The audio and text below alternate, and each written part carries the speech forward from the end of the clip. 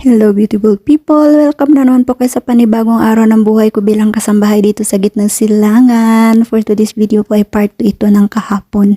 As you can see, sino bang mag-aakalang kayang-kaya pa ng ina ko umakyat dito sa napakalalaking mga bato? At ito nga yung tinuturo niya sa akin na mayroong pulse dito. Mayroon pong pulse dito sa tinuturo niya sa akin. Yan, talaga namang umakyat pa siya talaga doon. Mamaya na tayo susunod doon sa kanya kasi nga nagbibideo-video tayo. Ayoko naman siyang kuhaan ng nakaharap kaya okay lang yung ganyan. Nakaka-amaze dito ang lilinaw ng tubig. Sobrang linaw ng tubig. Ang ganda-ganda po talaga. Sobrang ganda. Wala akong ibang masabi kundi napakaganda ng lugar na to. 5 taon na ako dito sa kanila pero first time ko pong makarating dito sa paanan ng bundok. Napakalayo naman po talaga doon sa pinagparkingan namin kanina. Naglakad pa kami. Matagal pa kami naglakad hanggang dito maabot namin itong